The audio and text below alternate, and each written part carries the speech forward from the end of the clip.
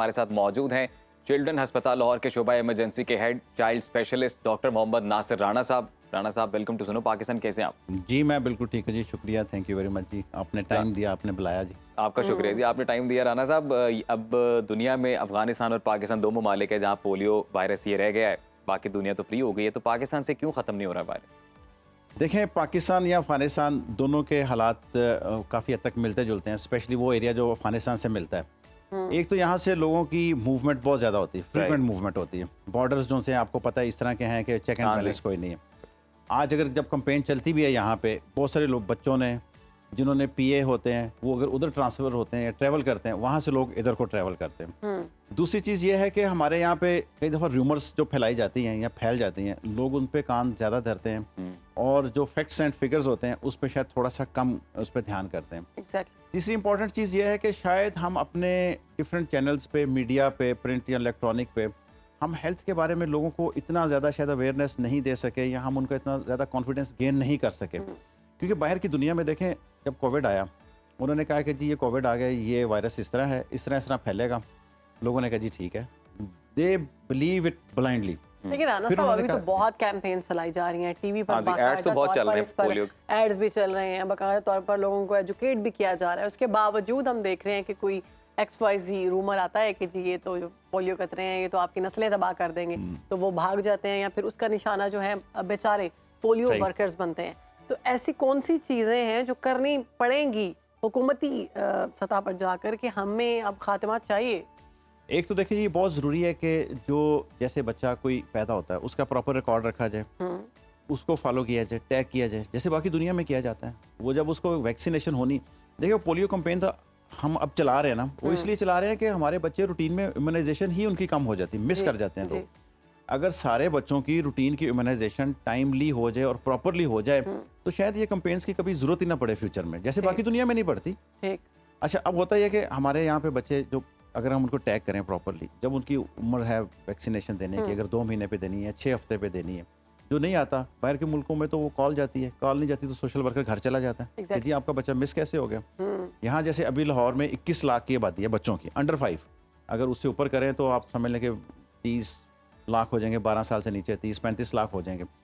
इतना जितने लाहौर के बच्चे हैं लाहौर में, इतना तो यूरोप के कंट्री में, पूरे कंट्री में इतने बच्चे नहीं हैं। अच्छा, क्योंकि हमारी पॉपुलेशन इतनी ज़्यादा है और तेज़ी से बढ़ती है। और तीसरा ये कि क्योंकि हम जैसे बहुत सारी जगहों पे ऐसा होता है कि स्कूलों में जॉब्स के लिए वो कहते हैं जी वैक्सीनेशन सर्टिफिकेट नहीं होगा तो हम आपको जॉब नहीं देंगे। लेकिन यहाँ पे तो वैसे बन जाता है सिफारिश पे भी। हाँ, देखें चेक एंड बैलेंस है ना, अकाउंटेबिलिटी है, चेक एंड बैलेंस है, फिर लोगों की अवेयरनेस है, फिर उनको बताना है कि उनको पता होना चाहिए कि एक माजूरी है। क्योंकि अभी लोगों ने देखा नहीं ना, गवर्नमेंट ने एफर्ट किया बहुत सारा, अब लोगों ने यहाँ के लोगों ने काफ़ी अरसे से कि पोलियो के मरीज नहीं देखे इस तरह। राणा साहब, मैं ये चाह रहा था कि हमारे इस प्रोग्राम के तवज्जुह से आप लोगों को पहले ये बताएं बेसिकली कि पोलियो वायरस है क्या, इससे होता क्या है, किस तरह इफेक्ट करता है आपकी ज़िंदगी को और फिर आपके साथ जुड़ी फैमिली को कैसे ये इफेक्ट करेगा, और फिर वैक्सीन किस तरह से हेल्प आउट करेगी। देखें, जो पोलियो वायरस है ना, ये एक जो वायरस फैलता है पानी के ज़रिए, हम इसको कहते हैं फीको ओरल रूट, यानी जैसे किसी के अगर है अंदर वायरस है, उसके पेट में वह है, उसकी आंतों में है, जब वो स्टूल पास करेगा तो जाएगा, अगर सीवरेज वाटर में जाएगा, सीवरेज वाटर किसी जगह अगर पीने के पानी से मिक्स हो रहा होगा तो वो वायरस वहाँ जाएगा, वहाँ से फिर पीने के पानी में आएगा और लोगों में सर्कुलेट करता रहेगा। ये एक बहुत बड़ा इशू है, पीने का पानी बहुत बड़ा इशू है।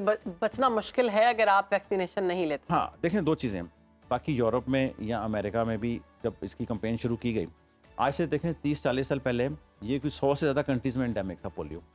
आज से 30-40 साल पहले अभी सिर्फ 2 कंट्रीज़ में रह गया।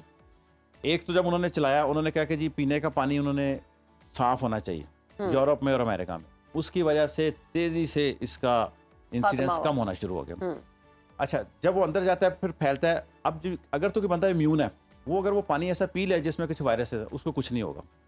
अगर उस बंदे में कुव्वत मुदाफ़ियत नहीं है तो फिर डेफिनेटली उसको बीमारी लगेगी। बीमारी एक एसिम्प्टोमेटिक होती है कि माइल्ड सा खांसी ज़ुकाम, जिस्म में दर्द हुआ, अच्छा हाँ खत्म हो गया, एसिम्प्टोमेटिक भी होती। फिर उसके बाद ये होता है कि बहुत सारे लोगों को फिर उसकी फालिज हो सकता है, इससे डेथ्स भी हो सकती हैं, डेथ्स भी होती रही। फिर इसमें पैरालिसिस हो जाता है। जो पैरालिसिस है वो अनफॉर्चुनेटली इसका परमानेंट होता है। ये नहीं होता कि जैसे किसी की टांग टूटी है ना, आज कोई हड्डी क्योर जाएगी। नहीं है इसका। हाँ हड्डी टूटी है तो चलो 4 महीने में 3 महीने में जुड़ जाएगी, ठीक हो जाएगी, नॉर्मल हो जाएगी। इसका जो फालेज होगा लाइफ लॉन्ग है।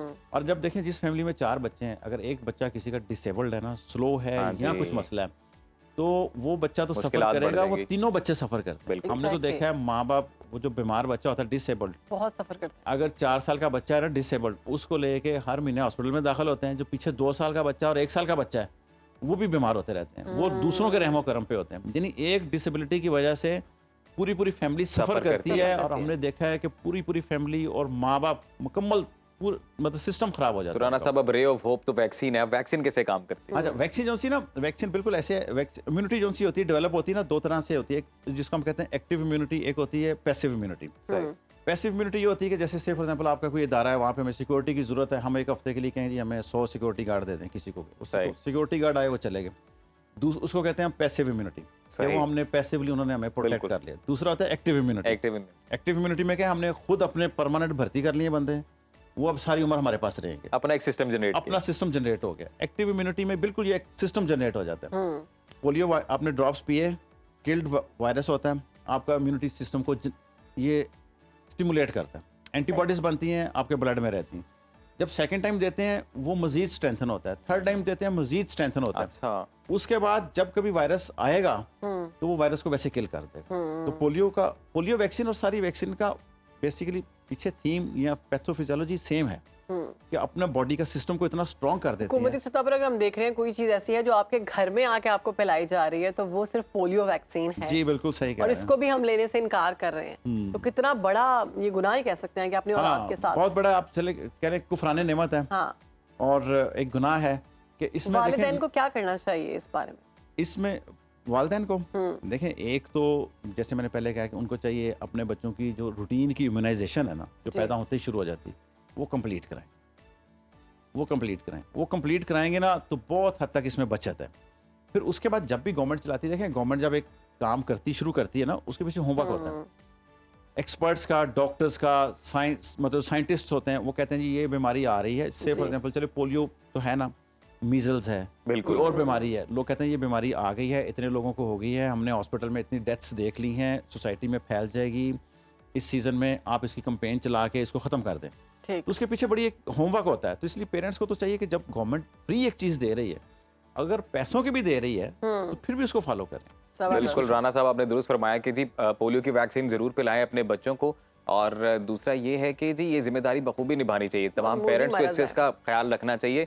इस वैक्सीन से कुछ नहीं होता, आप अपने बच्चे का जो इम्यून सिस्टम है वही मजबूत करेंगे और वो बच्चा कल को एक हेल्दी फैमिली सिस्टम का हिस्सा बनेगा, हेल्दी Exactly. और सोसाइटी का उसकी हिस्सा मिसाल बनेगा। बिल्कुल ऐसे है कि आप अपने इर्द गिर्द लोगों को देख लें, कितने सालों से उन्होंने अपने बच्चों को पोलियो वैक्सीन दी, क्या कोई इशू हुआ, या फिर उससे पहले बहुत सी मिसालें हैं जो लोग पोलियो पीते रहे हैं और उनकी लाइफ बड़ी हेल्दी गुजरी है। तो ये जो मेरे ख्याल से इट्स अ हाई टाइम कि 2024 में अब इस चीज़ को छोड़ देना चाहिए, अपने बच्चों को पोलियो वैक्सीन और एक पिलाएं। और मैसेज ही कि पोलियो वर्कर्स का ख्याल किया ख्याल करें, जब वो आपके दरवाजे पे आते हैं उनसे ताउन करें, उनकी केयर करें, वो बड़ी अहम ड्यूटी है जो निभा रहे उनको हैं। चाय पानी पूछे मैं तो कहूँगी। जी जी बिल्कुल। और गवर्नमेंट की जानिब से भी हम अप्रिशिएट कर रहे हैं कि जी एक अच्छा इनिशिएटिव उनकी जानिब से लिया जा रहा है। और वही शहरबानों ने भी ये बात की कि हम तो इसकी जो अवेयरनेस जो एड्स हैं वो तो काफ़ी देख रहे हैं, टेलीविजन पे चल रही है, मजीद जो जो इकदाम हो सकते हैं वो करने चाहिए।